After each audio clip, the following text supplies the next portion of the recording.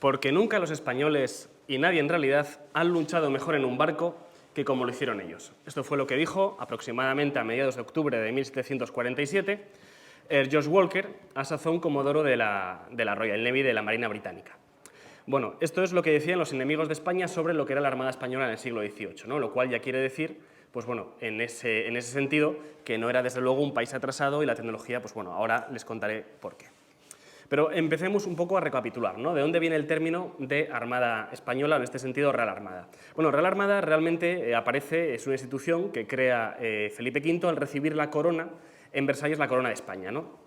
Entonces lo que hace fundamentalmente es traer todos los avances que se habían logrado en Francia prácticamente el último siglo, desde mediados del XVII, y los trae a España para, pues bueno, en cierto modo, progresar, ¿no? O reformar, mejor dicho, esas armadas imperiales, porque eran varias, ¿no? Que actuaban de forma independiente, que de hecho, pues bueno, ahora investigando para un futuro libro que ya les contaré más adelante, porque voy más lento de lo que calculaba, suele pasar, realmente viene un poco de la tendencia romana y bizantina de tener varias armadas, que por cierto se sigue utilizando. Estados Unidos, una de las grandes potencias navales desde luego de este siglo, sigue manteniendo una doctrina muy parecida, ¿no? Cuando hablan de la Armada del Pacífico, la Armada del Atlántico y demás, pues bueno, esto realmente, o la flota, que ellos llaman la flota, pues esto ya viene de esta época, viene de muy antiguo.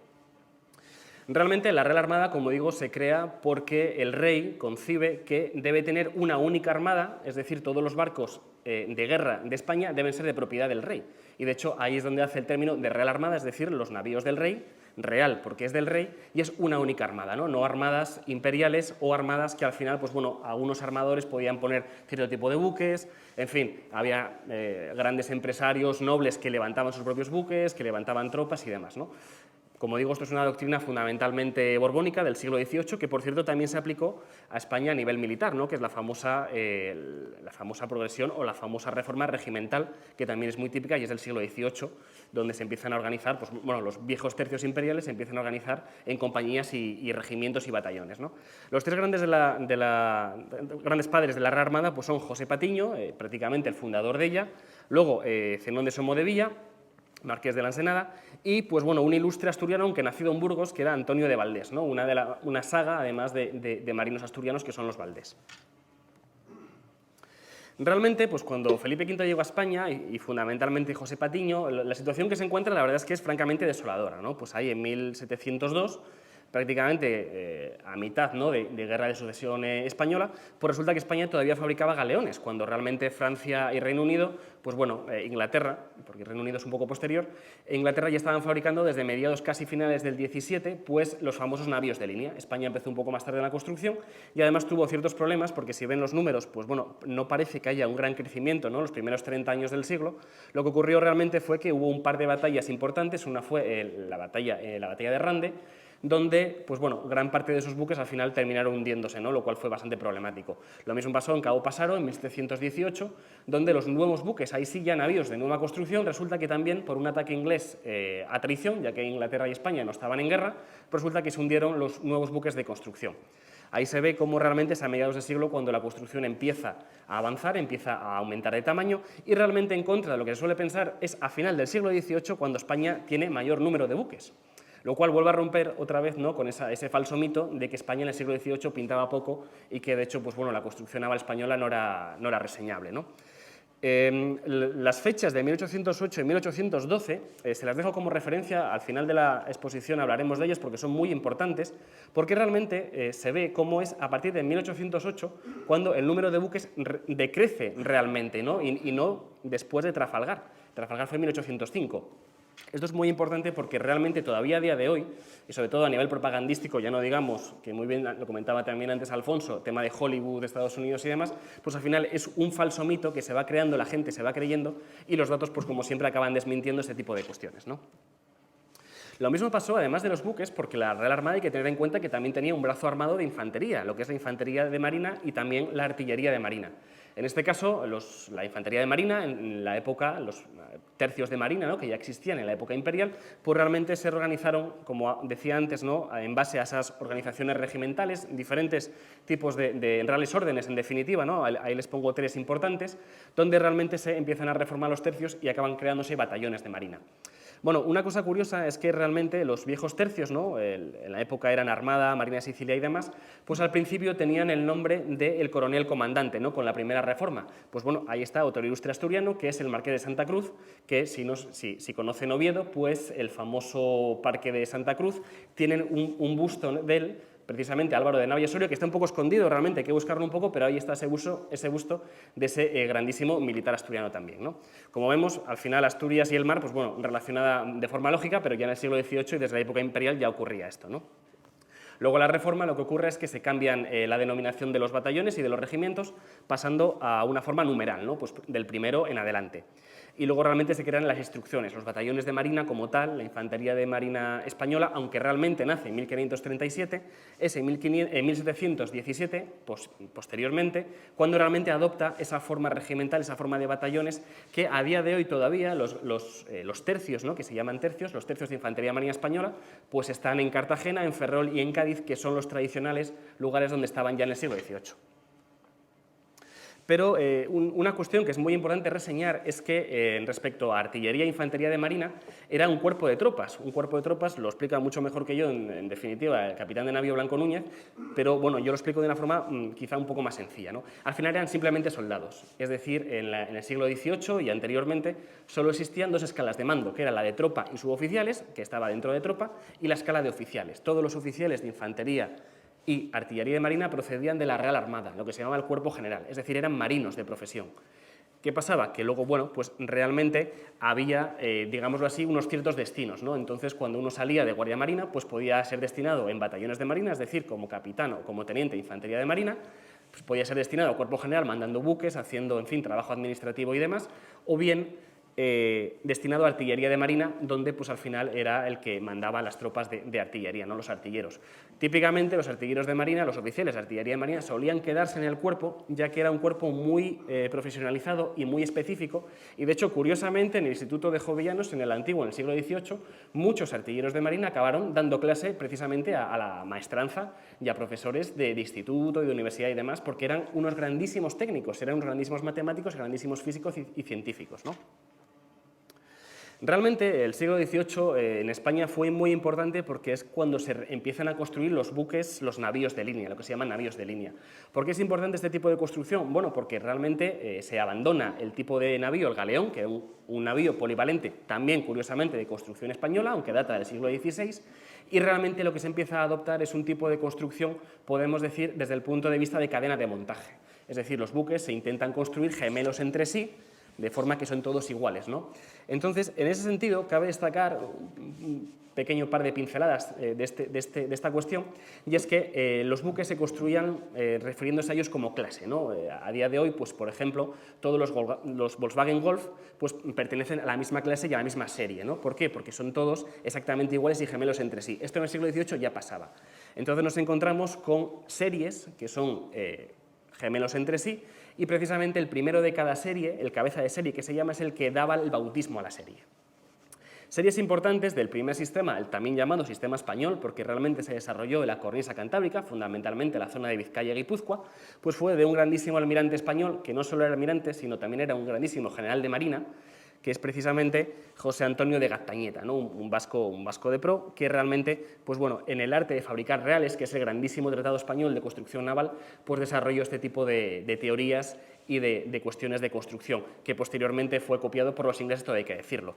De hecho, ahí les pongo, pues bueno, navíos importantes, el Real San Felipe, el primero de construcción, que se construyó curiosamente en la zona de San Feliu de Guíxols, en la zona de Cataluña. ¿Qué ocurrió con San Feliu de Guíxols? Que estaba demasiado cerca de Francia y, bueno, como no se fiaban mucho de los franceses, de hecho decidieron que era mejor construir una zona más alejada de potenciales rivales o potenciales enemigos, ¿no? Entonces, por eso se traslada fundamentalmente la construcción a la cornisa cantábrica, una zona tradicionalmente muy bien defendida, y también al litoral de Huelva, Cádiz y posteriormente también Cartagena y Ferrol, ¿no? La serie San Luis, como digo, son los primeros buques construidos. Lo que pasa, desgraciadamente, la mayor parte se perdieron en la batalla del Cabo Pasaro, ¿no? Como les decía antes, un ataque a traición donde Inglaterra y España todavía no estaban en guerra. El navío Princesa es un navío muy importante, ya que precisamente fue el que consiguieron capturar los británicos, ¿no? En 1740, después de unas 6 horas de combate contra 5 navíos ingleses, es decir, un solo navío español contra 5 navíos ingleses, dura 6 horas el combate, los ingleses lo capturan y quedaron tan absolutamente asombrados de esa tecnología que tenía la Real Armada Española que decidieron llevárselo a los puertos del sur de Inglaterra, desmontarlo y copiar todo lo que encontraron. En base a eso, resulta que ellos, unos años más tarde, en el 44 y 45, desarrollan su sistema de construcción, que son los famosos establishment británicos de 1744 y 45, basados, como digo, todos ellos en el navío Princesa. Y luego, posteriormente, un navío también muy importante fue el Real Felipe, ya que fue el navío más grande de su época, de inicios del siglo XVIII. Un navío de 114 cañones, de 3 puentes de artillería, lo cual era sensiblemente mayor de todos los construidos por franceses e ingleses en aquel momento. De hecho, este magnífico cuadro de Carlos Parrilla se le ve precisamente el navío Real Felipe saliendo, ¿no? Estaría saliendo de Guarnizo, de cerca de Santander, y ahí se ve, pues bueno, un poco la imagen que podía tener en su época, ¿no? Un navío absolutamente precioso y que de hecho fue, pues bueno, la envidia de británicos y franceses en el siglo XVIII. Intentaron capturarlo en la batalla de Tolón y no lo consiguieron. Esta es otra imagen del Museo Naval donde probablemente sería cómo estaba pintado en aquella época. Pero, como decía antes, también había un brazo armado de la Real Armada, es decir, no todo eran buques, sino también había tropas.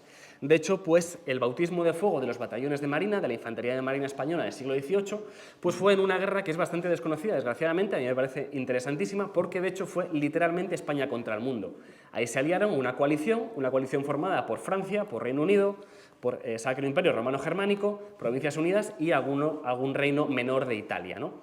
¿Qué ocurrió? Bueno, pues que España literalmente pasó por encima austríacos, británicos y franceses los primeros años, y ahí está precisamente la famosa campaña, una campaña que podríamos llamar en términos actuales una Blitzkrieg, porque realmente fue totalmente relámpago, donde se pasa por encima a Cerdeña, posteriormente se hace lo mismo sobre Sicilia y de hecho se intenta una campaña de invasión de Escocia para levantar a los clanes y entronizar a un rey católico, a un rey Estuardo, un Fitzjames Stuart, precisamente en el trono de Inglaterra. Casi se consigue, pero de hecho ocurrió una batalla muy interesante que todavía a los escoceses la tienen a mucha honra. De hecho, pues bueno, en las cañadas de Glenshield, en las Highlands, todavía tienen dos bautismos geográficos, que uno es el paso de los españoles, Spaniards Pass, y Spaniards Peak, que es el pico o la montaña de los españoles, donde se supone que esos hombres, ¿no?, que desembarcaron del regimiento Galicia, donde también había asturianos, por cierto, lo que hicieron fue batirse codo con codo contra los clanes escoceses, contra los británicos. Al final, lógicamente, perdieron la batalla, ya que los británicos consiguieron levantar un ejército sensiblemente superior,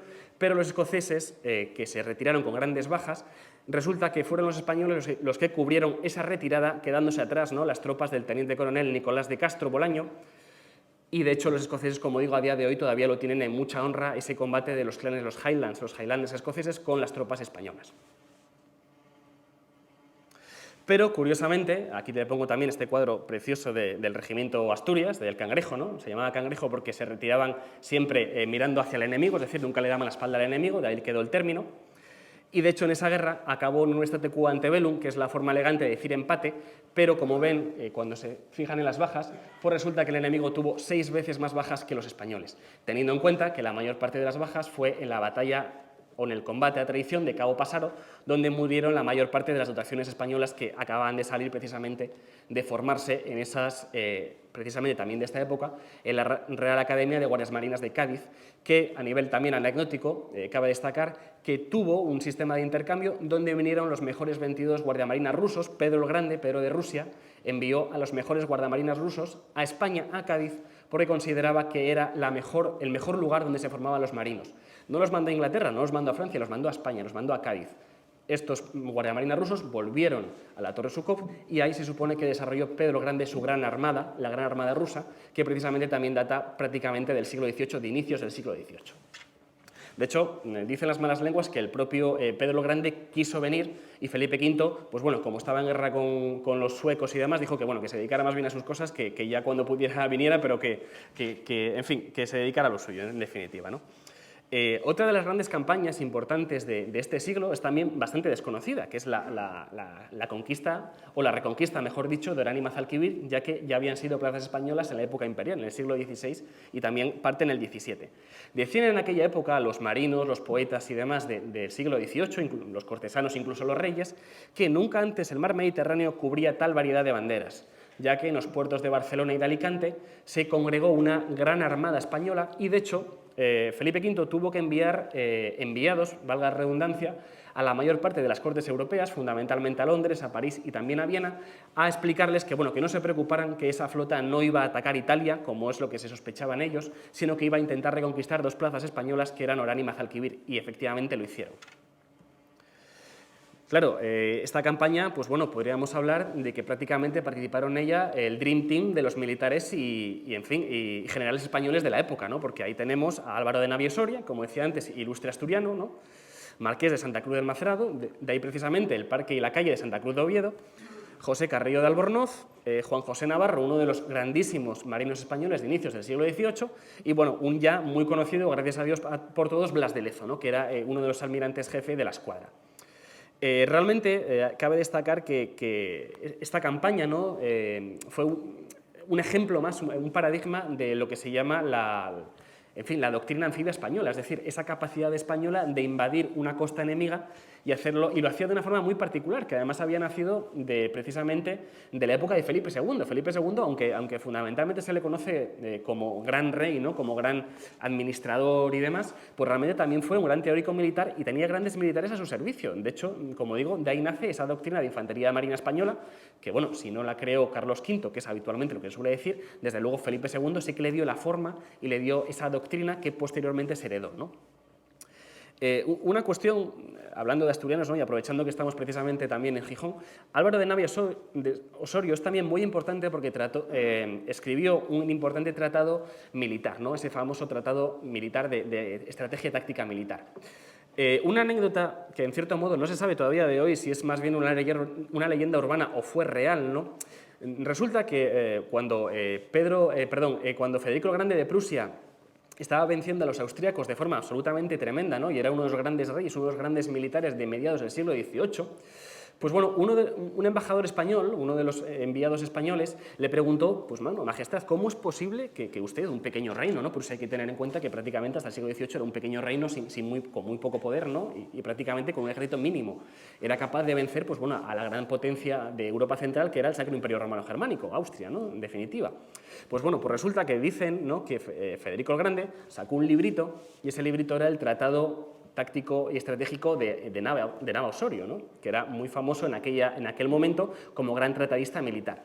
Entonces resulta que el enviado español se sintió tan mal de no conocer a este tratadista español, a este militar español, que entonces Federico Grande le regaló una partitura, ¿no? Para que se llevara a España, y esa partitura era la Marcha de Granaderos, marcha que se hizo posteriormente muy famosa y que a día de hoy es el himno de España. El himno de España, la Marcha de Granaderos, ¿no? que es del siglo XVIII, pues realmente puede ser que haya procedido de esta época y que fuera un regalo alemán precisamente a este enviado español a costa de esta cuestión, ¿no? de este problema con la cuestión de Álvaro de Navia Osorio. Bueno, la defensa de Cartagena de Indias es archiconocida a día de hoy, es muy famosa, precisamente esa defensa heroica, ¿no? de Blas de Lezo y Sebastián de Eslava, donde pues, prácticamente 4.000 españoles, la mayor parte milicianos y muchos indios, hay que tenerlo en cuenta, grandísimas defensas costeras y grandísimas defensas de interior, como antes también muy bien comentaba Alfonso, la defensa, en definitiva, del territorio español de ultramar, fundamentalmente la llevaban a cabo milicianos e indios, con muy pocas tropas de infantería regular española o infantes de marina o artilleros de marina, pero realmente fue una defensa absolutamente heroica, ¿no? Pues bueno, 4.000 hombres contra 30.000, con un número de bajas absolutamente tremendo que sufrieron los británicos, ¿no? Pero, como digo habitualmente, Cartagena de Indias, en fin, fue un síntoma de lo que solía pasar, es decir, no fue una excepción, sino la tónica habitual. Y ahí les pongo pues, prácticamente 7 batallas más, defensas costeras también, donde los ingleses volvieron a salir escaldados frente a las tropas españolas, ¿no? de zonas costeras españolas. Las defensas de Puerto Cabello, la defensa de La Habana, la defensa de Santiago de Cuba, la defensa de La Guaira, la segunda defensa de La Guaira, pues son otros combates que son también de mediados del siglo XVIII, prácticamente contemporáneos a la batalla de Cartagena de Indias, que no se conocen tanto, pero también fueron grandísimas victorias españolas, y los ingleses en aquella época, pues bueno, independientemente de que se hayan, en fin, se hayan acuñado esas famosas monedas, ¿no? o esos medallones de Vernon, donde se ve, si se fijan, cómo se supone que Blas de Lezo está entregando la rendición a Vernon, pues bueno, Vernon pues, vendió la piel del oso antes de cazarlo y, claro, tuvo problemas bastante serios posteriormente. De hecho, fue destituido después del combate, prácticamente, ¿no? Las bajas británicas, pues como ven, fueron 30.000 hombres prácticamente la escuadra entera. Cuando se habla de las pérdidas habitualmente de la armada, mal llamada Armada Invencible, pues fueron sensiblemente, es decir, tremendamente inferiores a lo que ocurrió en Cartagena de Indias. Y, de hecho, el año siguiente, en el siglo XVI, estamos hablando, en 1589, tanto en Coruña como en Lisboa, se vuelven a estrellar y, de hecho, las bajas volvieron a ser prácticamente el doble de las españolas en la Armada Invencible.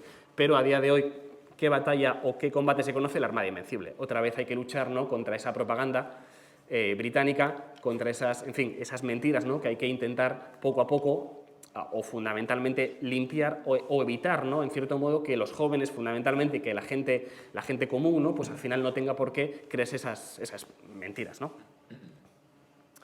Luego, otro sistema muy importante, ya de mediados del siglo, fue el sistema Jorge Juan, llamado también sistema inglés, el cual, pues bueno, como también decía antes el capitán de navío Blanco Núñez, cada vez que se dice que fue el sistema inglés, pues se vuelve loco y se enfada muchísimo, porque realmente fue el sistema que copiaron los ingleses al capturar el navío Princesa. Entonces, no es el sistema inglés, sería un sistema español más, ¿no?, realmente, aunque habitualmente se llama sistema inglés.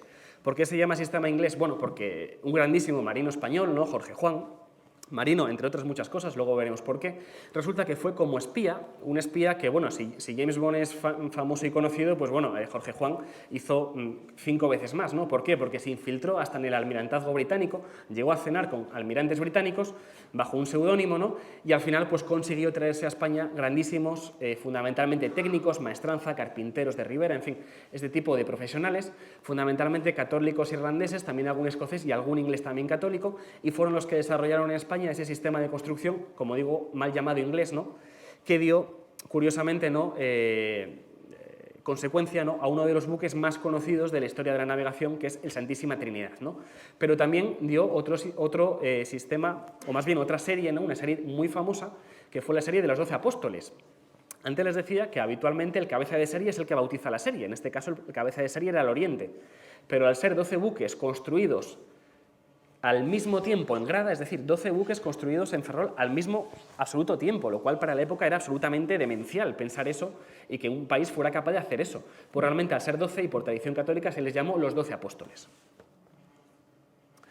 El navío Santísima Trinidad, habitualmente es cierto que casi todos tenemos esa visión, ¿no?, que es pintado de rojo, de ese tamaño tremendo y demás. Bueno, realmente Santísima Trinidad, la mayor parte de su tiempo útil es como ven ahí, ¿no?, pintado de amarillo y todavía con 3 cubiertas 3 cubiertas y media, podríamos decir casi 4 de artillería, unos 120 cañones. No fue hasta posteriormente cuando realmente se le corre la 4ª cubierta, donde ya adopta 140 cañones, y entonces ya tiene ese imponente color rojo, que fue posiblemente o el color con el que combatió la mayor parte de finales del XVIII e inicios del siglo XIX, ¿no? En Trafalgar, pues el Santísima Trinidad iba así. De hecho, pues bueno, fue siempre objetivo de los británicos capturarle. No lo capturaron y, de hecho, como no consiguieron capturarlo, al final tuvieron que echarlo a pique, tuvieron que hundirlo en Trafalgar, ¿no? A día de hoy, pues bueno, si están un poco familiarizados con lo que es la cuestión naval, pues bueno, hablaríamos de un equivalente a un portaaviones americano clase Nimitz, es decir, el mayor buque que pueden tener una flota, ¿no? En ese sentido, o una armada. Pues bueno, llevaba para la época casi 1.200 hombres, lo cual era una absoluta barbaridad. Pero claro, estamos hablando de que de altura tenía, pues prácticamente, desde quilla a perilla, que se dice, ¿no? De lado a lado, hacia arriba, es decir, en vertical, unos 67 metros, lo cual es una absoluta barbaridad de tamaño, ¿no? Sin embargo, una de las batallas también quizá menos conocidas o menos reseñadas, ¿no?, de mediados del siglo XVIII es la famosa defensa de La Habana. Es defensa porque realmente fue lo que se hizo, fue defender La Habana, ¿no?, de un ataque británico, de una grandísima escuadra, una de las mayores escuadras probablemente de la historia y desde luego del siglo XVIII, y realmente se llevó con muy pocos hombres, ¿no? El problema de la defensa de La Habana, fundamentalmente, también otro ilustre asturiano participó, curiosamente, aunque en fin, su participación pudo ser mejorable, que es Gutiérrez de Hevia, que era el almirante jefe de la flota que estaba anclada en La Habana. Pues resulta que al final tuvo que hacerse cargo de la defensa, pues en este caso un hombre de Santander, ¿no?, cerca de Santander, que fue el capitán de navío Vicente de Velasco Isla, porque era el comandante de buque más, en fin, más veterano que había, ¿no?, más antiguo que se decía en la época, se sigue diciendo todavía lo de más antiguo, y fue el que se puso al frente de la defensa. Y al final acabó defendiendo el castillo del Morro, el castillo de los Tres Reyes del Morro de La Habana, con prácticamente 450 infantes y artilleros de marina. ¿Qué ocurrió con la defensa? Bueno, definitivamente, prácticamente acabaron muriendo todos. El propio Luis Vicente de Velasco Isla falleció, ¿no? Se dice que falleció con la espada en la mano, intentando defender hasta el último momento, la última gota de sangre, ese castillo, esa fortaleza, en definitiva. Lo que ocurrió es que los británicos, como no podían tomarlo al asalto, decidieron, pues no se ve, se puede intuir, una pequeña cueva que hay debajo, pues pusieron una mina, la mina explotó y explotó hacia arriba, reventó una parte de la muralla y ahí, en una brecha, pudieron meter a los granaderos ingleses y ahí, al cuerpo a cuerpo, los granaderos españoles y los infantes españoles prácticamente, pues bueno, murieron casi sin hacer nada más allá de combatir porque estaban totalmente sobrepasados por los números. ¿Pero por qué es importante La Habana? Bueno, porque es que La Habana realmente, como pueden ver en ese cuadro, era el puerto más importante del mundo, no de América, del mundo. Era el puerto más grande que había en el mundo en aquel momento. España, de hecho, construía buques en La Habana. Muchos buques de gran importancia estaban construidos ahí. Y, de hecho, otra de las cuestiones, ¿no?, que bueno, si son aficionados al cine, ¿no?, al cine de, en fin, películas de piratas de tipo, Piratas del Caribe y demás, ¿no?, habitualmente no salen los españoles. ¿Por qué? Porque los piratas nunca atacaban a los españoles. La razón es muy obvia, porque en La Habana había habitualmente una escuadra de hasta 12 navíos de línea. Los piratas habitualmente operaban con fragatas, bergantines, es decir, buques pequeños. Y dirán ustedes, pues claro, ¿qué puede hacer 2 fragatas piratas contra una escuadra de 10 navíos de línea? Pues absolutamente nada. De hecho, los piratas eran famosos por atacar lo que eran las 13 colonias, la zona de Virginia, las Carolinas, zonas, en fin, colonias británicas, donde fundamentalmente también Bahamas, ¿no?, esa zona, Jamaica, atacaban fundamentalmente esa zona. Nunca atacaban La Habana y, desde luego, nunca se metían en zona española, precisamente porque tenían el escarmiento garantizado. De hecho, de la famosa carrera de Indias, ¿cuántos buques pierde España frente a ataques enemigos? Ninguno. ¿Por qué? Porque realmente nadie le interesaba atacar ese tipo de escuadras enormes, con una grandísima guarnición. Al final estábamos hablando de prácticamente 50 fragatas, pero claro, escoltadas probablemente por 5, 6 o 7 navíos de línea. Impensable para piratas, ¿no? Los piratas al final, pues bueno, es como a día de hoy, ¿no?, que hacen los piratas somalíes en la zona del Cuerno de África, pues atacar pequeñas embarcaciones, atacar mercantes, y es lo que hacían. Nunca atacaron a España, y de hecho no es casualidad, ahí sí que es cierto que podían estar bien asesorados, ¿no? Hollywood, pues en Piratas del Caribe, en una película, creo que es la 4ª, aparecen los españoles, y ¿qué pasa? ¿Qué hacen los británicos? Echarse las manos a la cabeza y dicen, ¡buques españoles! ¿Qué significaba eso? Que como nos ataquen, estamos perdidos. Luego, posteriormente, aparece el sistema francés, Gautier. Este sistema sí que es francés, ya que pues, con un sistema de intercambio diplomático, ¿no?, los famosos pactos de familia entre Francia y España, tenía lógica, en definitiva, ya que gobernaban Borbones en ambos países, pues resulta que vinieron de los mejores constructores franceses a España, ¿no? Una cosa curiosa, pero es cierto. François Gautier, o Francisco Gautier, vino a España y, de hecho, se crea en España el Real Cuerpo de Ingenieros de Marina en el Ferrol. Se crea en el Ferrol fundamentalmente la zona de Esteiro y La Graña, donde a día de hoy todavía Navantia tiene un grandísimos astilleros y de construcción y demás. Y de hecho, pues bueno, ahí nacen también navíos muy importantes como es el San Juan de Nepomuceno, muy famoso fundamentalmente porque fue el que combatió el brigadier Churruca en la batalla de Trafalgar, donde murió, desgraciadamente, pero también como el Purísima Concepción o el San José. El San José es especialmente interesante, ya que este buque es el navío San José. Para los más avispados o que estén más puestos en el tema dirán, bueno, pero si es que lleva pabellón británico, lleva el famoso pabellón azul inglés, ¿cómo es posible que sea un buque inglés? Bueno, los ingleses lo capturaron en la batalla del Cabo de San Vicente en 1797, había fallecido el comandante y gran parte de la dotación, pero es que resulta que un recién ascendido contraalmirante llamado Lation Nelson, que seguramente le sonará a la mayoría, le dijeron, el almirantazgo británico, la Royal Navy, le dijo, bueno, elija usted su buque insignia dentro de los que tenemos disponibles. ¿Qué hizo Lation Nelson? Elegir el buque español que habían capturado, el San José, y lo rebautizaron como San Joseph. ¿Por qué eligió ese? Bueno, porque era sensiblemente mejor que los buques de construcción británico. Es decir, Nelson, pues por muy patriota que fuera en su momento, no era tonto, desde luego. Dijo, bueno, es que este buque es... Además, sé que es bueno porque yo he combatido contra él. Yo he sido el que lo ha capturado. Y es tan bueno que lo quiero para mí. No quiero que otro comandante lo tenga, lo quiero tener yo. Y así fue como el San José acabó siendo San Joseph. De hecho, en este cuadro, ¿no? Los británicos son fantásticos para pintar su historia, especialmente cuando ganan, pues ahí se ve cómo Horatio Nelson recibe el sable, ¿no?, de Binthuisen, el jefe de escuadra Binthuisen, fallecido en el combate. Este cuadro también es muy interesante por unas cuestiones que comentaré a continuación. Les diré que ese peñón, evidentemente, es Gibraltar, y ahora veremos, ¿no?, la famosa pregunta que me hace prácticamente todo el mundo siempre, ¿por qué no capturamos Gibraltar? Pues bueno, tiene una explicación muy sencilla, pero no es la que ustedes creen. El asedio de Gibraltar, realmente, el gran asedio de Gibraltar, empieza en 1779. Como digo, a los británicos les encanta pintar pues, bueno, sus heroicos cuadros, sus heroicas defensas y demás. Pero, ¿qué ocurrió? Porque estamos hablando de una época muy sensible y muy importante en la historia de la humanidad. Estamos hablando de la época en la que los Estados Unidos de América logran su independencia. Aquí resulta que, pues bueno, Floridablanca, el secretario español de Estado, uno de los, yo diría, estadistas y políticos más notables de todo el siglo XVIII y probablemente de toda la historia de España, dijo en una carta, el destino de las 13 colonias nos importa mucho. Y efectivamente les importaba mucho. Y les importaba tanto realmente que financiaron a los continentales, ¿no?, a lo que posteriormente serían los estadounidenses, con prácticamente 1 millón de reales, que para la época era una cantidad absolutamente ingente. Pero no solo les financiaron con dinero en efectivo, también, como ven, con cañones, con mosquetes, con balas, con granadas, con pólvora, con varas de paño, con mantas, con tiendas de campaña y hasta con medicamentos. Fíjense bien, porque es muy importante, que al 1 millón de reales, digámoslo así, de valor de todo lo que se envió, hay que sumar también 6.200.000 millones de reales. Fíjense especialmente en el real de A8, ¿no?, en el famoso columnario, el real español, real de plata, porque las dos columnas, ¿no?, con los dos orbes, porque el símbolo del dólar viene precisamente de ahí. De hecho, el símbolo del dólar son el real de A8, el columnario, los dos columnarios, el plus ultra, la leyenda, que hace la famosa S y acaba siendo el símbolo del dólar.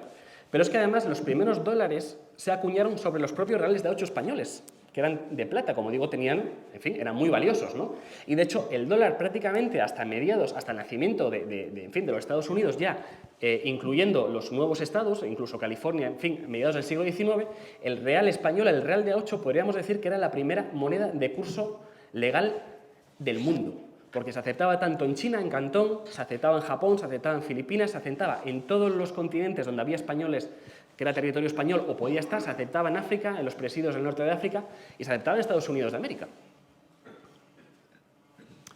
Pero es que es más importante incluso, ¿no?, aparte de la ayuda económica, la ayuda militar, que no se suele comentar, ¿no? De hecho, Estados Unidos de América consigue su independencia gracias a dos acciones españolas. Una, precisamente, es naval, que es la famosa captura del doble convoy británico. El 9 de agosto de 1780 ocurrió esto.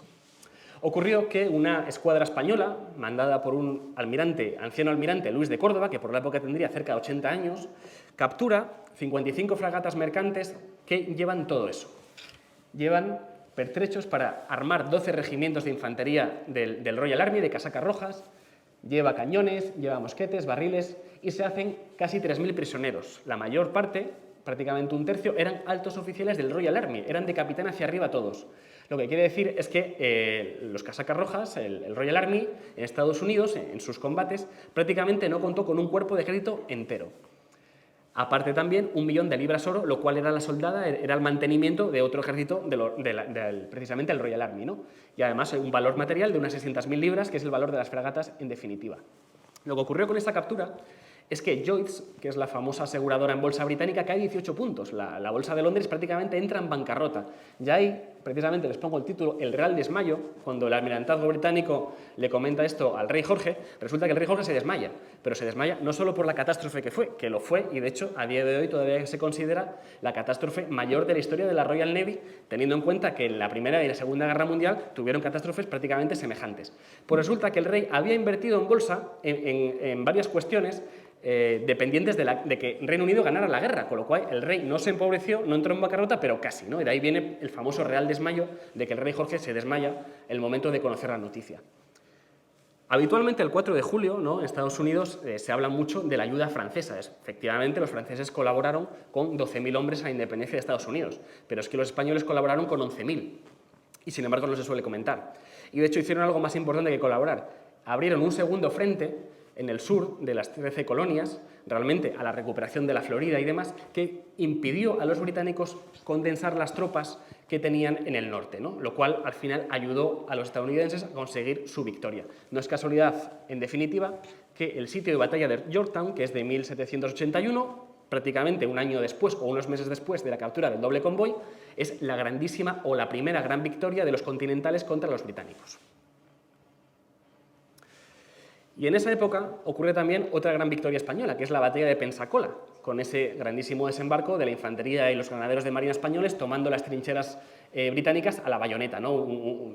En fin, un cuadro que debió de ser absolutamente heroico en aquel momento. Esta batalla es la segunda gran batalla de importancia española que contribuyó de forma absolutamente capital a la independencia de los Estados Unidos. De hecho, concluida la guerra, cuando se firma el Tratado de París, ¿no?, la paz de París, resulta que los británicos, después de la firma, no quieren salir en el cuadro, y de hecho el cuadro queda incompleto. Y si se fijan, ahí ven cómo aparecen solo los diplomáticos estadounidenses, ahí se ve incluso a Franklin, ¿no? Y realmente los británicos no aparecen porque no quisieron aparecer. Firmaron el tratado, fue una humillación tan grande y casi estaban en bancarrota y decidieron salir corriendo.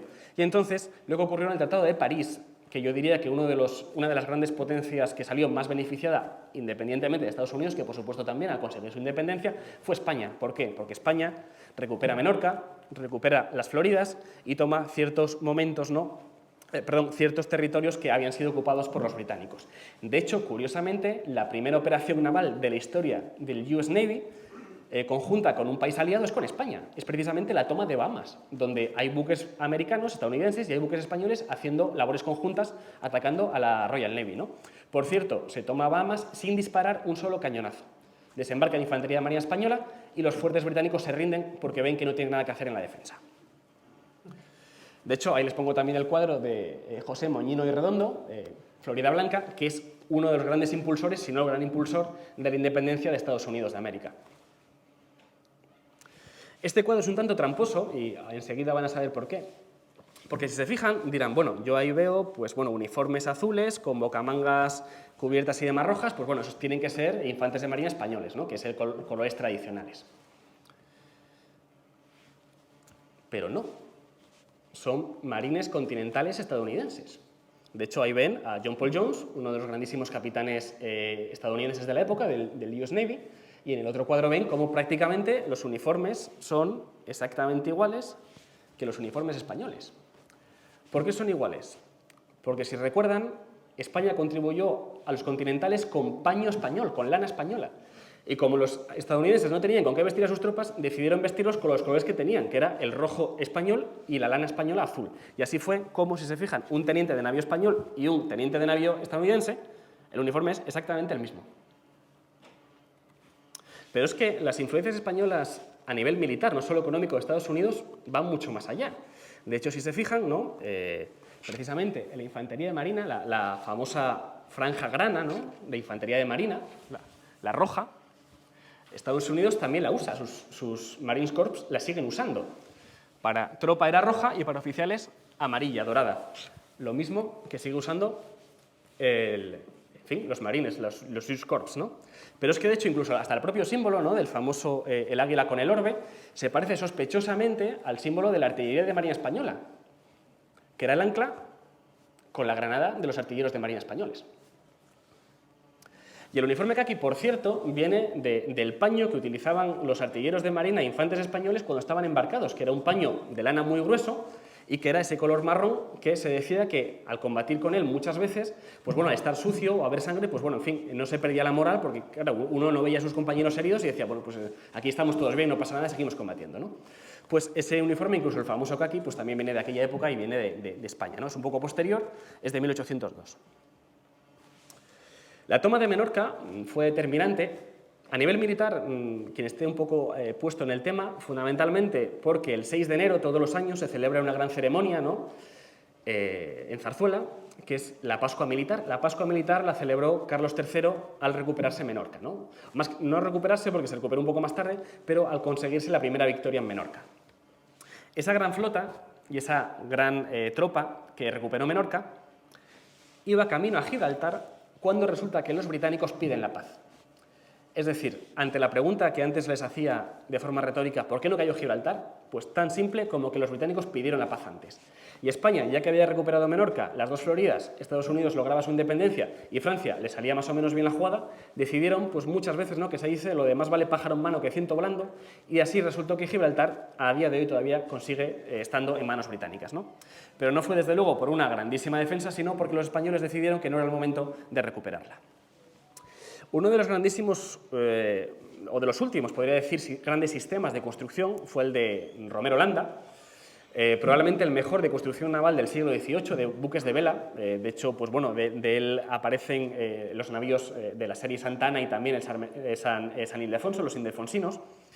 Y realmente, como digo, fueron los mejores de construcción de la época, ¿no? De la época, teniendo en cuenta que también participaban, por supuesto, Francia y Reino Unido, ¿no? Los de la serie Santana eran navíos de 112 cañones, de un tamaño sensiblemente grande, y el resto, pues los ildefonsinos de 74 cañones, lo que se llamaba una tercera clase. Eran un poco más pequeños, pero al final eran, por decirlo de alguna forma, la espina dorsal, ¿no?, precisamente de cualquier flota, de cualquier armada de la época. Un pequeño sistema, que es el de Retamosa, es posterior. De hecho, Retamosa era un discípulo de Romero Landa, y hay ese pequeño sistema de finales del siglo XVIII, inicios casi del XIX, que dio buques realmente muy buenos, ¿no?, como fue el navío Argonauta. El navío Argonauta, la batalla del Cabo Finisterre en 1805, resulta que iba embarcado Gravina, ¿no?, el teniente general Gravina, máximo mando de la Armada Española en el momento, iba embarcado en el Argonauta, no en un buque de 112 cañones, sino uno de 80. ¿Por qué? Porque era muy bueno ese buque, ¿no? Y de hecho los británicos, claro, cuando combatieron en Finisterre contra él, prácticamente 5 buques españoles contra una escuadra entera británica, los franceses, en Villeneuve decía que, bueno, que no era el momento de combatir, que había que pensárselo y demás, pues resulta que los ingleses volvieron a decir, bueno, estos españoles, maldita sea, que algunos buques construyen, ¿no? Pero claro, es que a nivel naval resulta que es que la bandera actual, la bandera de España, la rojigualda, es una bandera naval. De hecho, es una de las pocas banderas navales que existen a día de hoy, que acabó siendo una bandera nacional. Hay otra vez un ilustre asturiano, como decía, Antonio de Valdés. Aquí hay muchas anécdotas, ¿no? No se sabe realmente si fue Carlos III el que eligió los colores o fue Antonio de Valdés que le gustaron los colores y demás. Bueno, la realidad, esto sí que se sabe, es que se eligieron estos colores porque son los colores que mejor se ven en alta mar. El rojo y el gualda, el amarillo, son colores que se ven muy bien. Los colores que había antes, ¿no?, el pabellón antiguo español era blanco con las armas reales en el medio. Claro, un pabellón blanco en el mar, con nubes y demás, se ve muy poco. Pero es que además, como les decía también antes, la mayor parte de prácticamente países, ¿no?, reinos de Europa, muchos de ellos desde luego, tenían también entronizados a Borbones, lo cual eran prácticamente exactamente igual, lo cual no se distinguía, por ejemplo, el pabellón francés del español, del napolitano, siciliano y demás, ¿no? Lo cual Carlos III pues bueno, se dice, ¿no?, que como quería que los colores españoles se vieran y realmente destacaran en alta mar, ¿no?, pues decidió elegir estos colores. La elección de los colores y el diseño es muy curiosa, ¿no? Hay muchísimas anécdotas. Una de ellas es que precisamente el escudo se decide llevar al tercio del mástil, porque decían que Carlos III era tan soberbio que dice, es que si lo llevo al medio, cuando no hay viento, no ondea mis colores. Y yo quiero que ondeen, yo quiero que se vea precisamente, en fin, el símbolo, ¿no?, mis reales armas. Y ahí se ve cómo está en fin, el castillo, la torre de Castilla y el león de León, ¿no? ¿Por qué no se ponen más, en fin, más símbolos heráldicos, Navarra y demás? Bueno, fundamentalmente, o Aragón, fundamentalmente se dice porque se consideran incluidos, ¿no?, pues Navarra en el caso de Castilla y en este caso Aragón incluida por los colores, evidentemente, rojo y gualda, ¿no?, que eran los colores tradicionales de la corona de Aragón. Por cierto, los dos grandes reinos marítimos de la época medieval y que acabaron dando, por supuesto, en fin, a la Armada Española, ¿no?, el embrión de la Armada Española. El Mediterráneo se decía que era propiedad prácticamente del rey de Aragón, de hecho esa famosa frase de que hasta los peces tienen que ondear el pendón del rey de Aragón para no tener problemas, y en el lado de Castilla, pues por supuesto el Atlántico, ¿no? De hecho en aquella época, pues bueno, en la época medieval ni franceses ni ingleses ni estaban ni se les esperaba, ¿no? Cuando se dice, bueno, ¿cómo es posible que Castilla, ¿no?, o España descubriera América? Bueno, es que iba a ser España o Castilla o Portugal, no había muchas más opciones, Francia no iba a ser y desde luego Inglaterra tampoco. Entonces, al final las potencias navales ya de esa época eran precisamente estas, ¿no? Bueno, por supuesto, cabe destacar, ¿no?, que la bandera actual, la bandera de España, es del siglo XVIII, es de 1785. No es de Franco, ni de la República, ni de nada. Es muy antigua, mucho más antigua. Pero es que la Real Armada Española no tenía solo grandísimos militares, también tenía grandísimos científicos. De hecho, no es casualidad que se llamaba la Marina Ilustrada, la Marina Científica. De hecho, pues bueno, como ven, constructores navales, grandes tratadistas como Juan José Navarro, primer capitán general de la Real Armada, Jorge Juan y Antonio de Ulloa, ¿no?, que llevaron a cabo la misión del Meridiano, que se llama una misión científica. En aquel momento, cuando se llevó esa misión, en 1735, eran dos jóvenes guardiamarinas, tenían 21 y 19 años. Pero es que resulta que los cálculos más precisos que hubo a la determinación del ángulo, del grado de meridiano, ¿no?, el cálculo del meridiano, lo llevaron a cabo ellos. Realmente la expedición científica llevaba franceses y españoles, la Condamine, los grandísimos científicos franceses ya de sus años, ¿no?, de la Real Academia de Ciencias de París, pero es que los cálculos más precisos los hacen dos jóvenes guardiamarinas españoles. De hecho, los dos fueron invitados, acabaron siendo miembros de la Royal Society, la Real Academia de Ciencias de París y también de la Real Academia de Estocolmo sueca, ¿no? Bueno, realmente la cartografía que tenemos a día de hoy nace prácticamente de Vicente Tofiño de San Miguel. De hecho, pues bueno, una película que me gusta mucho, en cierto modo, es la de El Hidalgo de los Mares, es una película antigua, seguramente muchos de ustedes la habrán visto. Pues hay una escena que dice, en fin, el protagonista, estos españoles, la cartografía, no se puede uno fiar de ella y demás. Bueno, pero es que los británicos, ustedes copiaron la cartografía española. De hecho, si no fuera por la cartografía española, no tendrían ningún tipo de cartografía de la costa este de los actuales Estados Unidos.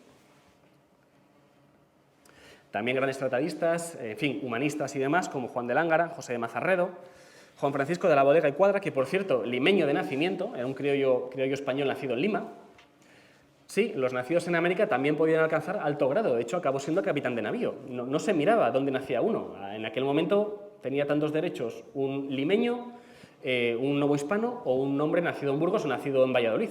Así funcionaba España, ¿no? O también otros conocidos como Alcalá Galiano, Churruca, ambos fallecidos en Trafalgar, grandes científicos también, tratadistas. Y bueno, Juan de la Concha, en fin, como ven, muchos. Realmente, aunque Luis de Córdoba, que fue el almirante que capturó el doble convoy, no era, podríamos decir, científico de vocación, era más bien militar, resulta que sí que sabía aprovechar muy bien la ciencia española. De hecho, hay una anécdota que me gusta mucho contar habitualmente, seguro que más de uno ya la ha oído porque la cuento siempre que tengo la ocasión. Resulta que en unas maniobras conjuntas, ¿no?, en el Canal de la Mancha, en 1779-80, participaban pues, bueno, una flota combinada francesa y española. Por cierto, la Royal Navy estaba anclada en sus puertos, no querían salir de puerto porque tenían que enfrentarse a esta flota, casi se hace un desembarco y casi se conquista Inglaterra. Al final, vientos y mareas impidieron que esto ocurriera. Al final, lo de Britannia Rule the Waves, como ven, pues bueno, la canción es muy bonita, pero tiene poco que ver con la realidad del momento, ¿no? Pues resulta que franceses, el conde de Guichen, precisamente, un almirante francés, le preguntó a José de Mazarredo que era el segundo segundo comandante de la escuadra de Córdoba, le dijo: don José, no cabe ninguna duda, ya sabemos cómo son los franceses y más en la época de Versalles, no cabe ninguna duda que don Luis es un almirante, en fin, con una experiencia absolutamente tremenda, lleva muchísimos años mandando buques y demás. Pero claro, sí que nos hemos fijado, ¿no?, los franceses, que da órdenes un tanto pues, peregrinas, ¿no?, ya propias de su edad, efectivamente, pero son un tanto peregrinas. Claro, se ve nubarrón y el hombre manda a largar velas, lo cual a nivel náutico no tiene sentido. Y al revés, ¿no?, cuando se ve que hace buen tiempo, manda a recoger velas. Esto no tiene sentido, don José, ¿qué pasa? Y dice: bueno, venga usted aquí, conde de Guichen, que le voy a enseñar una cosa. Y le enseñó los barómetros españoles, que los franceses todavía no conocían. ¿Qué pasaba? Que don Luis era un hombre anciano, pero desde luego no tenía un pelo de tonto, miraba de reojo, por el rabillo del ojo, el barómetro bajaba, va a haber tormenta de aquí a 3 o 4 horas. Bueno, voy dando las órdenes, voy ganando tiempo, así la dotación no se cansa, y así además vamos haciendo labores de doctrina, de adiestramiento y demás. Claro, los franceses quedan absolutamente asombrados porque no tenían esos barómetros, de hecho ni sabían que existía esa tecnología. Pero también a nivel militar, a nivel naval, y yo diría que es, en fin, el mayor hito militar de la historia, así de claro, fue la carrera del Glorioso. El Glorioso, que como se dice, hizo honor a su nombre, fue un buque español de construcción absolutamente extraordinaria, que combatió sucesivamente en 5 batallas navales, prácticamente de mitad del Atlántico hasta el Cabo de San Vicente, o Cabo de Santa María, contra escuadras compuestas por 4 navíos de línea, 6 fragatas y 2 bergantines. Cuando vemos las comparaciones de fuerzas, pues es verdad que las comparaciones a veces son odiosas, ¿no?, pero realmente fue lo que ocurrió.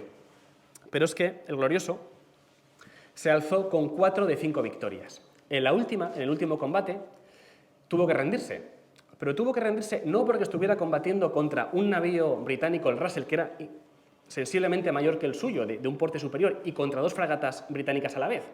Fue porque no tenía con qué disparar. Se le había agotado la pólvora, se le había agotado, en fin, las balas de cañón y demás, y al final Pedro Mesía de la Cerda, el comandante del buque, dijo: pues bueno, no me queda otro remedio que rendirme, ¿no? Cuando llevan a Pedro Mesía de la Cerda, en aquel momento, como ven, Glorioso, 44 muertos y 173 heridos, y los británicos, pues bueno, prácticamente 800 bajas entre todo lo que había, resulta que le dice el comandante del Russell, le dice: no se va a creer que si le cuento que 5 minutos más y el que se rinde soy yo. De hecho, estaban intentando amotinarse los marinos ingleses porque no querían combatir más, porque tenían muchísimas bajas y porque, en fin, en definitiva, no querían morir, lo cual es bastante lógico, ¿no?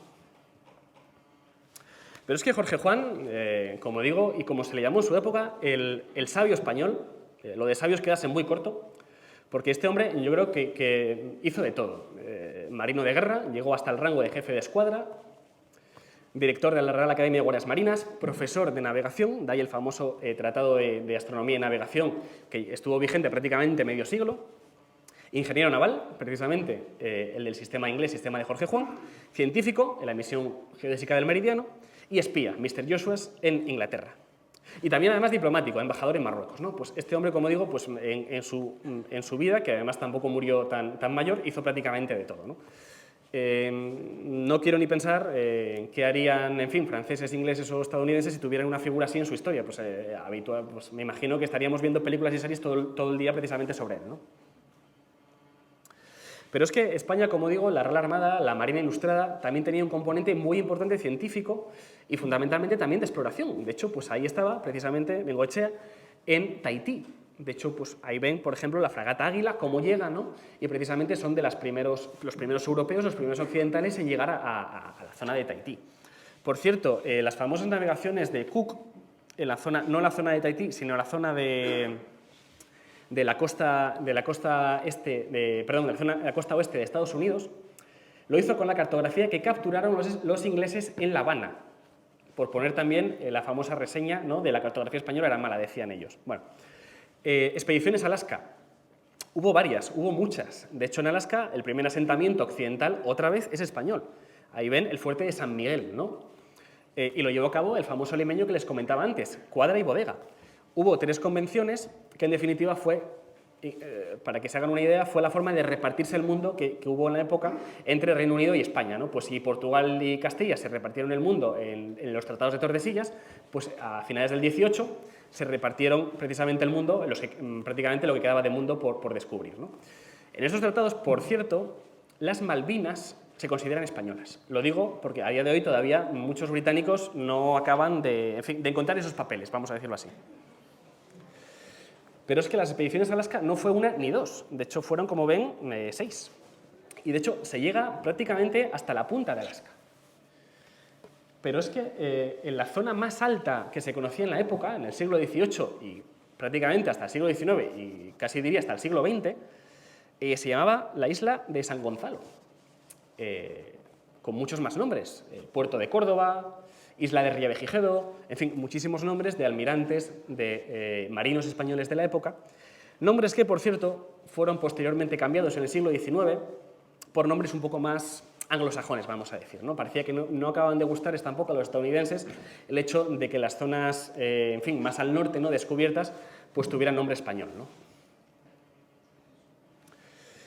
Luego tenemos, por supuesto, el viaje científico y político alrededor del mundo, ¿no?, la famosa expedición de Malaspina y Bustamante, donde se hizo a través de 2 corbetas, ¿no?, la Atrevida y la Descubierta, y de hecho fue un viaje de gran importancia porque tiene muchos componentes, no solo es un viaje de exploración, ni un viaje militar, ¿no?, es un viaje científico. De hecho, llevaban en la pequeña flotilla, ¿no?, que iba, llevaban astrónomos, llevaban cartógrafos, llevaban biólogos, llevaban, en fin, botánicos, antropólogos y demás, ¿no? Era un viaje político porque también tenía un componente muy importante de tratar con los criollos americanos, de tratar, en fin, qué tal se concebía la monarquía allí y demás.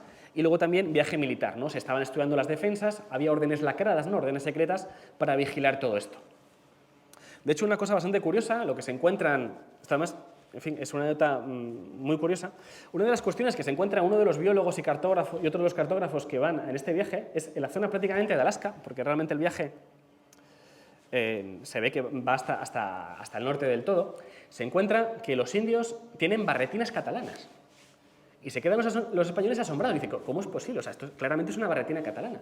Pues es que resulta que en los viajes anteriores de las exploraciones a Alaska, parte de la tropa que iba en la flotilla eran migueletes catalanes y habían hecho intercambios con los indios. De hecho, se habían dado órdenes específicas de que no se les molestara, pero que se pudieran hacer intercambios y se tomara contacto con ellos. Bueno, pues ahí había barretinas catalanas. Y de hecho se dice, hay por ahí un documento, una imagen donde se ve, pues bueno, un tótem indio con una barretina encima, lo cual es, pues en fin, tuvieron que quedarse absolutamente sorprendidos, ¿no?, los marinos al encontrar esto.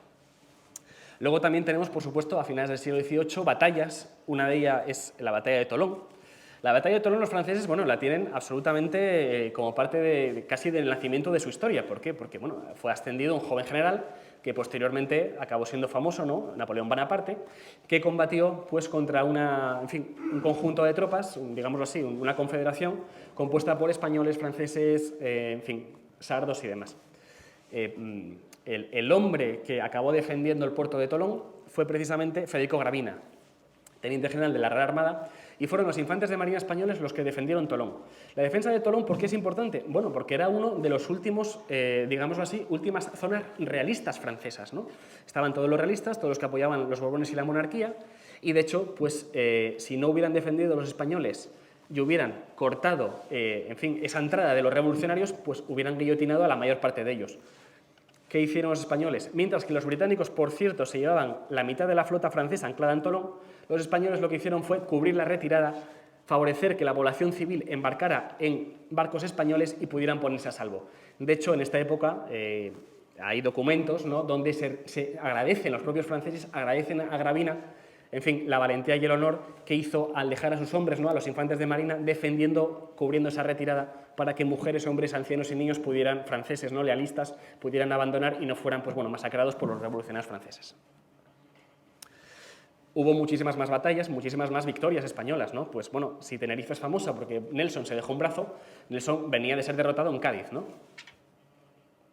Como ven, otra vez, Cartagena de Indias no fue una excepción, fue la tónica habitual del siglo XVIII. Esta anécdota también me gusta bastante porque la protagoniza otro asturiano, aunque esta vez nació en Sevilla, Cayetano de Valdés. Cayetano de Valdés, cuando estaba rindiendo el Santísima Trinidad, además su buque curiosamente se llamaba Infante Don Pelayo, lo cual ya rematamos la jugada en Asturias, estaba rindiendo José de Córdoba, ¿no?, que era el sobrino de Luis de Córdoba, que si Luis de Córdoba era un gran marino, José de Córdoba, en fin, tema aparte, para mal.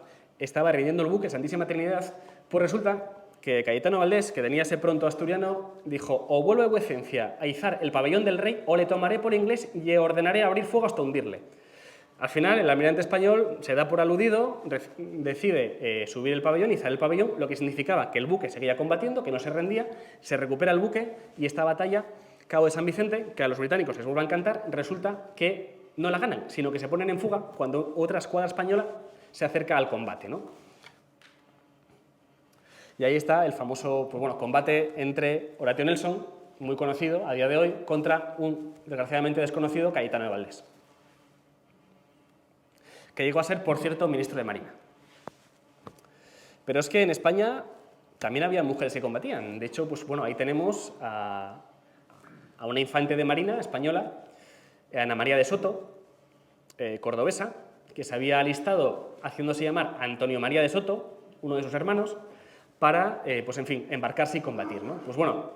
Fue tan reseñable su actuación y sus combates que resulta que no solo, que no se la castiga, ¿no?, sino que de hecho se la premia, se la asciende a sargento primero.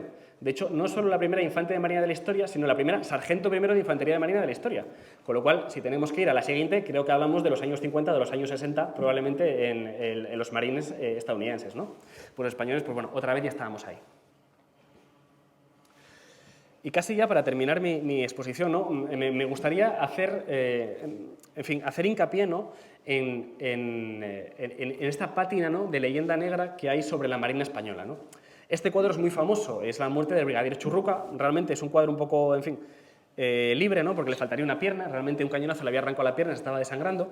Pero bueno, es la famosa muerte del brigadier Churruca en el navío San Juan Nepomuceno, que es un poco, a nivel español, ¿no?, cómo se concibe la batalla de Trafalgar, ¿no?, esa derrota, que se pierde todo y demás. Antes de eso había ocurrido esto. Horatio Nelson, en la primera hora de combate de Trafalgar, está herido de muerte. Muere a las 4 horas, entre terribles lamentos. Una bala le entra por la clavícula, le sale por detrás por la escápula. Entre terribles lamentos muere, ¿no? Bueno, Nelson estaba fuera de combate mucho antes de que cualquier comandante español falleciera en el combate. Y de hecho, hay testimonios de la época. Este es un testimonio contemporáneo, lo dijo el padre Manuel de Cos en las exequias de los oficiales españoles en Cádiz. Dice: no se sabe por qué lo ocultan las pérdidas de los ingleses. Su pretendida victoria fue una derrota por la mucha gente que perdieron. Y entonces, como digo habitualmente, lo de dato mata relato, ¿no? ¿Qué se dice habitualmente? Bueno, que los británicos tuvieron 450 muertos, entre ellos 3 comandantes, entre ellos el comandante en jefe, el almirante en jefe, unos 1.200 heridos y no pierden ningún buque. Esto es lo que se dice. Por la parte española, son unos datos que están bastante bien verificados, pues se pierden unos 1.000 hombres y están heridos unos 1.400, ¿no? Se pierden 7 buques. Bueno, para empezar, la mayor parte de las pérdidas de buques españoles no son en el combate, son días más tarde. El combate es del día 21. Como ahí les pongo, las pérdidas se tienen entre los días 23 y 30. De hecho, un navío, curiosamente, que los británicos consideran hundido en Trafalgar fue el navío Rayo. Bueno, el navío Rayo entró en Cádiz después del combate, prácticamente sin tener daños. El navío Rayo sale a los 2 días, después del combate, a intentar salvar a los navíos españoles que quedaban, a intentar capturar o más bien salvar a náufragos, ¿no? Y resulta que se hunde en ese temporal. Evidentemente, ese buque no se hunde por la batalla, se hunde por los temporales. La mayor parte de buques españoles hundidos en Trafalgar ocurre exactamente igual. El Monarca, Neptuno.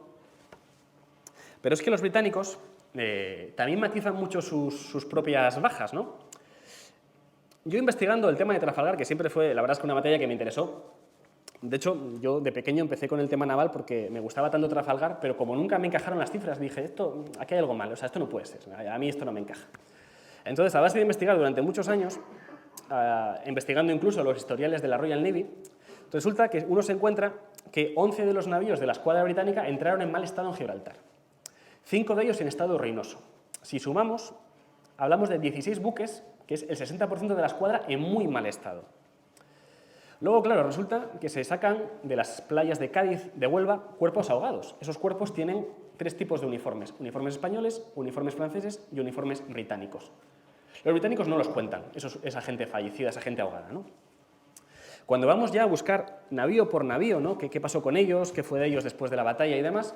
Encontramos, bueno, pues que navíos como el Royal Sovereign, Temeraire y demás, resulta que están en arreglo durante más de 2 años, lo cual es un tiempo absolutamente ingente para un arreglo naval. Y de hecho tienen arreglos, algunos de ellos, de hasta 20.000 libras. Bueno, 20.000 libras, no digo que es la construcción de un buque nuevo, pero prácticamente, es decir, es una barbaridad de dinero. Y luego resulta que también navíos como el Zwiftsug o el Prince dicen que no hay más misiones activas en una década.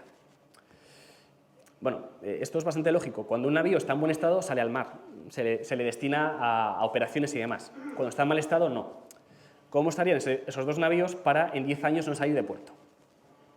Luego también hay testimonios, por supuesto. Uno de los oficiales del monarca, él dice que con sus propios ojos, combatiendo al lado del navío Fogues, un navío francés, ve hundirse 3 navíos británicos.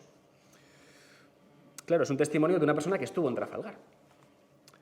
Y luego resulta que, a nivel de bajas y demás, resulta que el Victory tiene 27 heridos que no entran en las listas de bajas, porque Collingwood, en su santa, en fin, sabiduría, decide cerrar las listas de bajas antes de acabar el recuento. No vaya a ser que nos hagan unos datos que no nos interesen.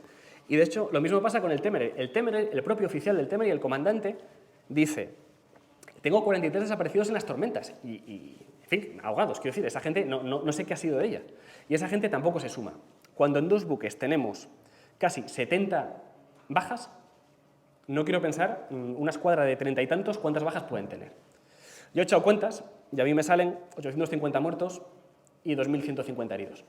Y de hecho son unas bajas que le salen muy parecidas precisamente a David Chandler, Duncan Anderson y Michael Lewis, que son investigadores que curiosamente trabajan para la Royal Navy y para Sandhurst, el Instituto Militar de Sandhurst, pero que también no les encajaban las cifras y empezaron a investigarlo. En fin, lo que les salió, pues bueno, son unas cifras bastante más dudosas, ¿no?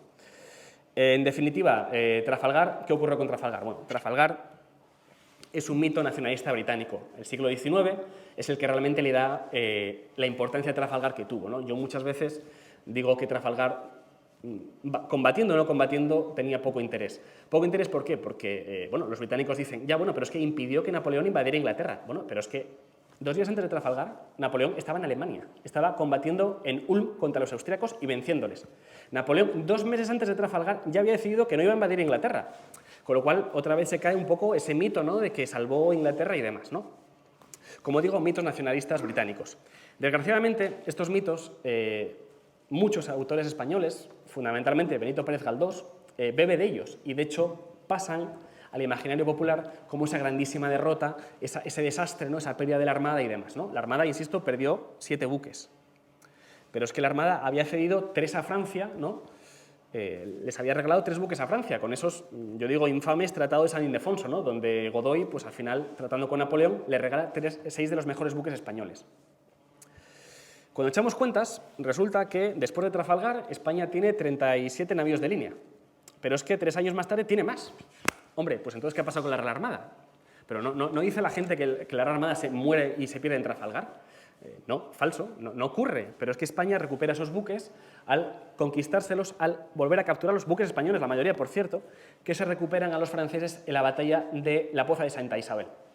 Habitualmente se dice que fue el 2 de mayo donde empezó la Guerra de Independencia, es un poco posterior, la Guerra de Independencia empieza en una batalla naval que es en Cádiz, en la Poza de Santa Isabel.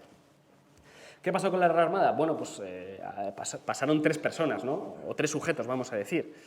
Pasó Napoleón Bonaparte, que les he puesto en términos un poco bíblicos, ¿no?, los 4 jinetes del Apocalipsis. Pues bueno, uno sería la muerte, fundamentalmente por la falta de mantenimiento. Los buques no podían mantenerse, no había dinero con qué mantenerlos y, de hecho, ese dinero había que utilizarlo para mantener tropas de tierra. De hecho, la infantería de marina acaba combatiendo como batallones de marina en regimientos de infantería tierra adentro, ¿no? En Bailén hay infantes de marina combatiendo. Bailén, por supuesto, no queda en la costa.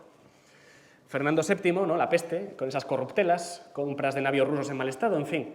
En esas compras, por cierto, no había un solo oficial de la Armada, ni ministro de Marina, ni nadie. En fin, fue una serie de tejes-manejes que no se sabe muy bien quién los compró, por qué los compró, ni por cuánto se compró, también hay que decirlo, pero es que no participó nadie de la Armada en este tipo de compra, ¿no? Los buques rusos, algunos tuvieron que devolverse a mitad de camino porque es que hacían vías de agua.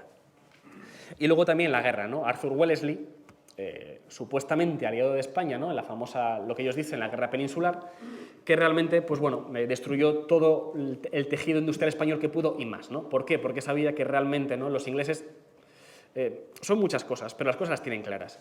Inglaterra siempre supo que en el mar realmente el rival era España, no había otro rival que España. Y les vino muy bien precisamente la guerra de independencia decir, ahora que somos aliados, tú encárgate de tropas de tierra y demás, echar a los franceses, que yo ya me encargo precisamente de este tema naval. De hecho, el Imperio Británico, ¿no? Famoso Imperio Británico, ¿cuándo nace?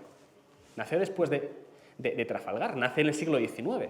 ¿Por qué nace en el siglo XIX? Porque no había otra potencia naval que pudiera disputárselo. Sin embargo, se consiguen victorias. Ahí está la batalla de Bailén. Como digo, participaron infantes de marina. Y ahí está otra vez, ¿no? Como pues, al final, a día de hoy, todavía Cádiz, Cartagena y Ferrol son los cabezas de departamento de Infantería de Marina Española. Este es otro cuadro, a mí me encantan estos cuadros trampa, ¿no? La gente que me conoce ya sabe por dónde van. Esta es la famosa carga de mamelucos del 2 de mayo. Si les digo que ahí hay un infante de marina, me dirán, venga, Guillermo, en Madrid, el 2 de mayo, ¿cómo va a haber un infante de marina? Bueno, es que ahí está, ¿eh? Y lo pintó Goya. Ese es un infante de marina. Ese es Esteban Casares Riera, un granadero de la Guardia del Almirantazgo destinado en Madrid, que fue literalmente las primeras tropas españolas que combatieron contra los franceses fueron infantes de marina. Los mandaba un capitán de fragata, Guillermo de Scotti, y fueron heridos. Esteban de Casares falleció en el 2 de mayo, 2 compañeros suyos fueron heridos, y de hecho no cabe ninguna duda que es español, porque si se fijan, muchos historiadores del arte dicen que es francés. Bueno, pues como se pueden ver, ¿no? Los uniformes, francés no puede ser, porque tiene los cuellos rojos. Esto lo descubrió, todo se ha dicho, otra vez, el capitán de navío Blanco Núñez.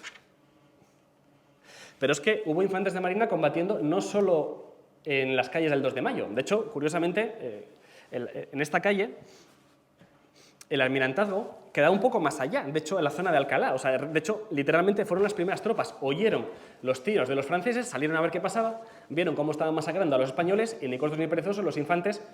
Tuvo que salir su comandante a decir, no, que aquí no hay órdenes de combatir, y habían salido ya a combatir los granaderos españoles contra los franceses, ¿no? Y de hecho, en la defensa del Parque de Artillería de Monteleón también hay infantes de marina españoles. En este caso, más que infantes, oficiales del Cuerpo General. 3 jóvenes, solo les he puesto 2, que son los más famosos, alféreces de fragata, en términos un poco chavales, ¿no? de poco más de 20 años, pues fueron también oficiales que se pusieron a las órdenes de la defensa del Parque de Artillería. Y de hecho, no es casualidad que en la Guerra de Independencia decían los oficiales de tierra, los oficiales de infantería, después de los marinos, infantes de marina, nadie hizo más que mi regimiento, como diciendo, nosotros hemos combatido muy bien, pero es verdad que los infantes de marina combatieron mejor. Y de hecho se decía que el regimiento segundo de marina es bizarrísimo, ¿no? Es absolutamente heroico. De hecho, no es casualidad que esto, es verdad que tampoco se suele decir, las tropas españolas acaban entrando en Francia, expulsan a los franceses y entran en Francia, entran en Toulouse y literalmente el día después Napoleón abdica. Las primeras tropas en entrar en Toulouse eran infantes de marina de ese segundo de marina de gallego, ¿no? El de Ferrol. Y de hecho, a día de hoy todavía conservan, ¿no? esa famosa corbata de Toulouse, ¿no? El símbolo de Toulouse, que reza valor y disciplina, ya que fueron de los mayores héroes, ¿no? de la campaña. Ahí se ve a Napoleón firmando la abdicación. Y ya para terminar, pues bueno, me gustaría también citar, ¿no? Y más los tiempos que corren, pues la Real Expedición Filatrópica de la Vacuna. De hecho, fue la primera gran expedición, no solo científica, sino humanística. España decidió vacunar al mundo, no solo sus territorios, no solo América, vacunó en territorio enemigo, vacunó en China, vacunó en Filipinas, y de hecho, pues bueno, ahí está también en la historia la primera enfermera de la historia en misión humanitaria, Isabel de Zendal, que bautizó el nuevo Hospital de Madrid, y dos grandes médicos militares. Uno de ellos, Francisco de Balmis, y otro, más desconocido, desgraciadamente, José de Salvani, un joven médico que, de hecho, falleció en esta expedición, tenía 30 años cuando falleció, pero es que él solo había vacunado a 200.000 personas a lo largo de América. Había estado cerca de 10 años vacunando gente, se murió de las enfermedades tropicales de la época y tenía 30-31 años cuando falleció. Y como no se puede terminar una historia sin un misterio, pues ahí está el misterio de San Telmo. ¿Qué es el misterio de San Telmo? Pues un buque español que fueron los primeros hombres en llegar a la Antártida, desapareció en las aguas del Cabo de Hornos, no se volvió a saber nada más de ellos.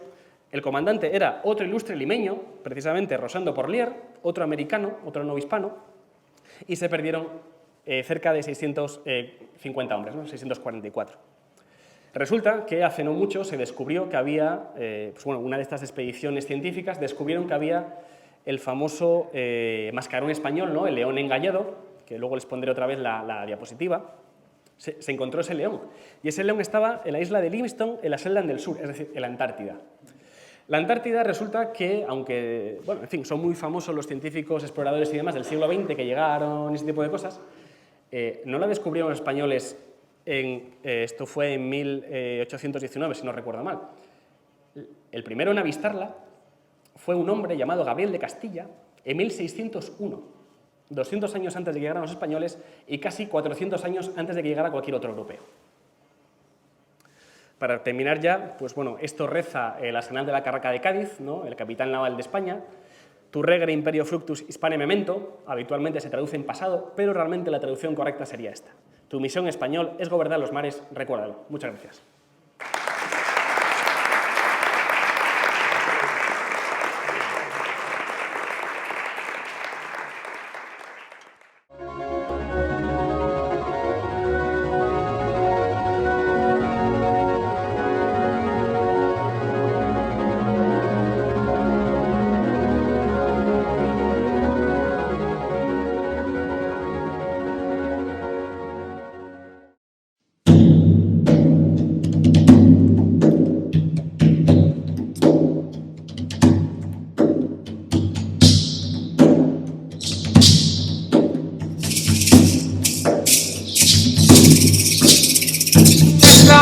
Yo baila con María Lumbe hasta so que amanece. Lo midió que sacuya. Esta gente comenta, aunque pelee vuestra fe, su bichito ya nace. Poca novela, nací con Batumbe, pero venga en buena fe, de chiquillo que ahí está, mándame a mi cantar, ay yo canta hasta amanecer, su bichito ya nace. La vieja no parece, porque está con Sol Lima, los canónigos venir, y la noche celebra, con la cuya y saclita, y monastillos también, su bichito ya nace.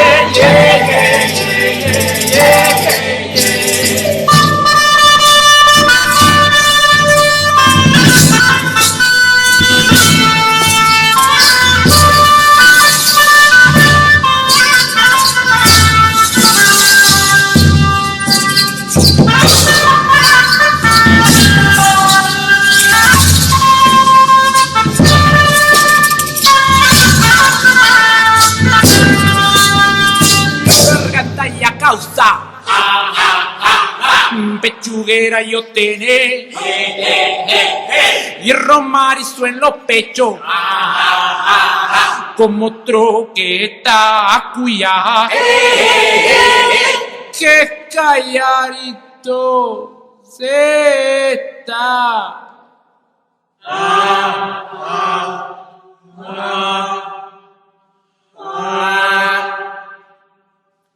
Y tú no lo ves con ella. Su